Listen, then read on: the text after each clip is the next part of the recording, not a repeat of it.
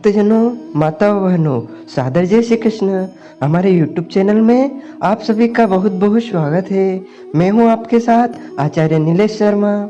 आज हम आपको नवरात्रि के 8वें दिन की पुण्यमय एवं दिव्यमय कथा सुनाने जा रहे हैं। इस कथा को आप अंत तक अवश्य सुनिएगा और अधिक से अधिक शेयर कीजिएगा और पुण्य लाभ अर्जित कीजिएगा। नवरात्रि के 8वें दिन की जो अधिष्ठात्री देवी होती है उनका नाम महागौरी है और माता महागौरी का पूजन करने से, आराधना करने से आपको माता महागौरी का, महादुर्गा का आपको भरपूर आशीर्वाद प्राप्त होगा तथा आपके जीवन की संपूर्ण मनोकामनाएं पूर्ण हो जाएगी। सर्व मंगल मांगल्ये शिवे सर्वार्थ साधिके शरण्यं त्र्यंबके गौरी नारायणी नमोस्तुते। माँ दुर्गा की 8वीं शक्ति का नाम महागौरी है। नवरात्रि के 8वें दिन नव दुर्गा के 8वें रूप महागौरी की पूजा की जाती है। जब भगवती पराम्बा जगदम्बा ने काली का रूप धारण किया था और जो है उनका संपूर्ण शरीर काला वर्ण हो गया था, तब भगवती जगदम्बा ने गंगा जी में स्नान किया और गंगा जी में स्नान करने की वजह से इनका शरीर गौर वर्ण हो गया। उसी दिन से इन्हें महागौरी के नाम से जाने जाने लगा और भगवती महागौरी की उपासना करने से भक्तों के सभी संकट और कष्ट समाप्त हो जाते हैं तथा जीवन में उत्तरोत्तर उन्नति एवं प्रगति उन्हें प्राप्त होती है। श्री की प्राप्ति होती है। धर्म, अर्थ, काम और अंत समय में मोक्ष की प्राप्ति हो जाती है।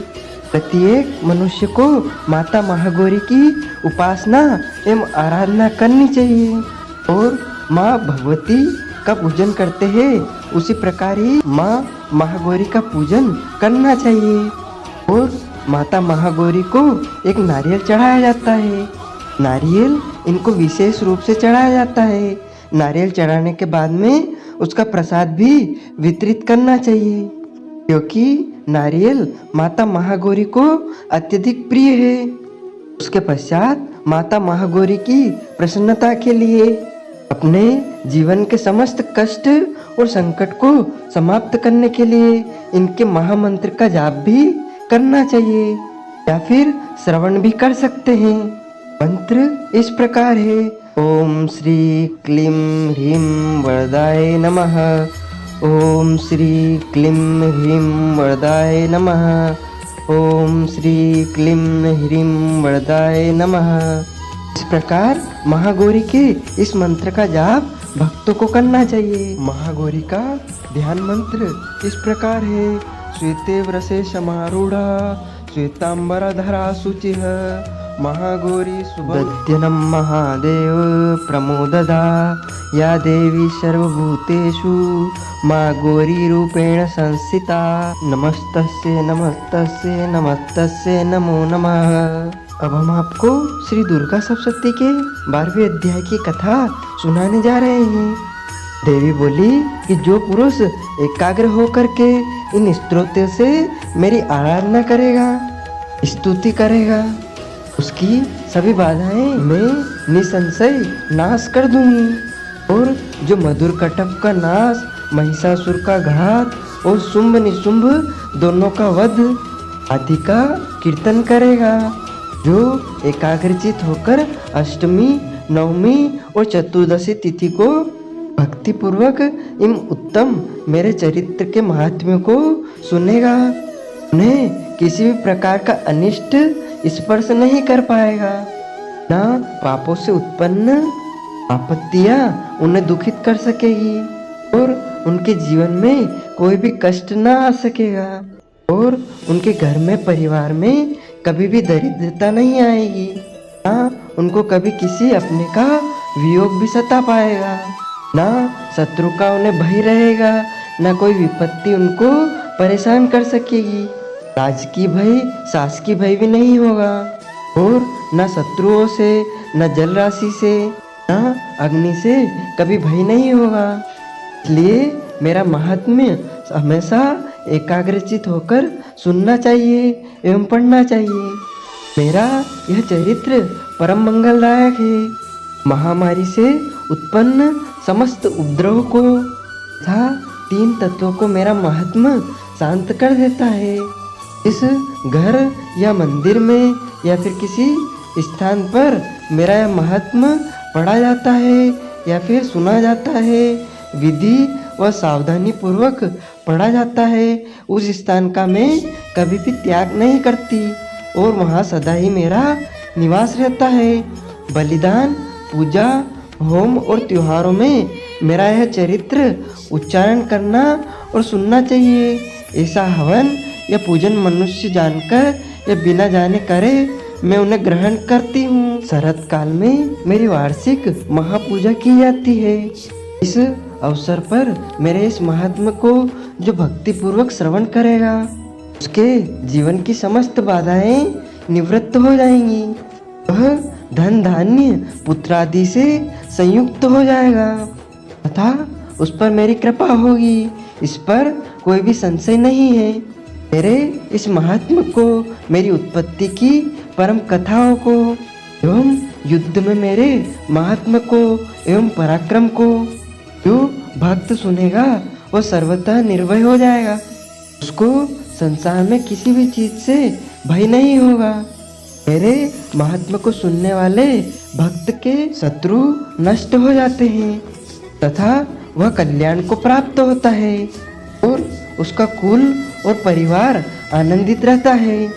तभी शांति कर्मों में बुरे स्वप्न देखने पर, ग्रहों की दारुण पीड़ा होने पर मेरा महात्मा श्रवण करना चाहिए, जिससे मनुष्य जीवन के समस्त उपद्रव नष्ट हो जाते हैं। ग्रहों की दारुण पीड़ाएं समाप्त हो जाती हैं। मनुष्य का देखा हुआ बुरा स्वप्न शुभ स्वप्न में परिवर्तित हो जाता है। बाल ग्रहों द्वारा पीड़ित बालकों के लिए यह मेरा महात्मा परम शांतिदायक है। मनुष्य में फूट हो जाने पर यह मेरा महात्मा परम मित्रतादायक माना गया है। तभी दुराचारियों के बल का भली भांति नाश कर देता है। पढ़ने से ही राक्षस भूत पिशाच इनका नाश हो जाता है और मेरा यह पूरा महात्मा मेरे सानिध्य प्राप्त करवा देता है। पुष्प, अर्घ्य, धूप, गंध आदि उत्तम दीपों से, मेरी पूजन से, ब्राह्मणों को भोजन कराने से, हवन एवं प्रतिदिन अभिषेक करने से और अनेक प्रकार के भोगों का दान करने से और वर्ष भर ब्राह्मण को दान पुण्य करवाने से और इन पुण्य कर्मों के साथ जो मेरी आराधना करता है, अर्चना करता है, उससे मैं प्रसन्न होती हूँ, मुझे प्रसन्नता प्राप्त होती है। यही मेरी प्रसन्नता है। इस महात्मा के एक बार सुनने से मैं प्रसन्न हो जाती हूँ। इसके सुनते ही सभी पाप नष्ट हो जाते हैं, फिर आरोग्य प्राप्त होता है। मेरी उत्पत्तियों का कीर्तन तो सभी भूतों से रक्षा करता है। युद्धों में वर्णित मेरा चरित्र दैत्यों का नाश करने वाला है। उसको सुनने से पुरुषों को किसी भी शत्रु से डर नहीं रहता है। हे देवतागण, तुम लोगों ने जो मेरी स्तुति की है एवं ब्रह्म ऋषियों ने जो मेरी स्तुति की है, वह सभी मंगलमय बुद्धि देती है।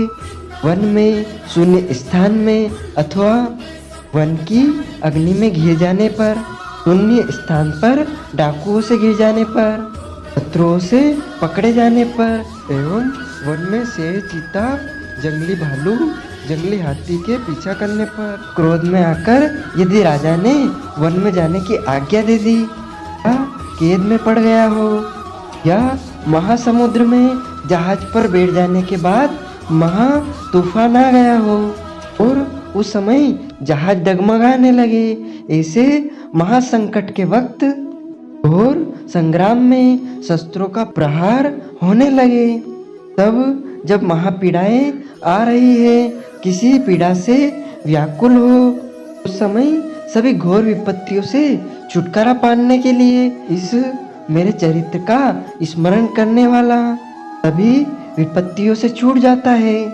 मेरे प्रभाव से शेर आदि हिंसक पशु, डाकू, तथा शत्रु मेरे चरित्र के स्मरण करने वाले पुरुष से हमेशा हमेशा के लिए दूर भाग जाते हैं। ऋषि बोले कि इतना कह करके भयंकर पराक्रम वाली चंडिका देवी देखते ही देखते वहां से अंतर्ध्यान हो गई। वे सभी देवताएं निर्भय होकर अपने अपने अधिकार को प्राप्त करके इनके शत्रु नष्ट हो चुके थे, भोगों के भोक्ता हो गए थे। बाकी दैत्यों का हाल इस प्रकार है। जबकि देव शत्रु युद्ध में शुंभ मारा गया, जो शुंभ जगत के विध्वंस के लिए तुला हुआ था। अतुल पराक्रमी भयंकर दैत्य था। इसके मारे जाने पर और महापराक्रमी निशुंभ के भी मारे जाने पर बाकी के बचे कुछ दैत्य पाताल में भाग गए। हे राजन, इसी प्रकार भगवती जगदम्बा पराम्बा नित्य स्वरूपा देवी पुनः पुनः प्रकट होकर के जगत की रक्षा किया करती है। यह देवी जी विश्व का मोहन करती है, वही जगत को उत्पन्न करती है। उनके आगे प्रार्थना करने पर संतुष्ट हो जाती है, फिर विज्ञान एवं रिद्धि सिद्धि को प्रदान करती है। हे राजन, उसी ने सभी ब्रह्मांड को व्याप्त कर रखा है। वहाँ प्रलय काल में महामारी के स्वरूप से ही यही देवी ब्रह्मांड भर में व्याप्त हो जाती है। वही समय समय में महामारी हो जाती है। अजन्मा होकर के भी वह सृष्टि रूप में हो जाती है।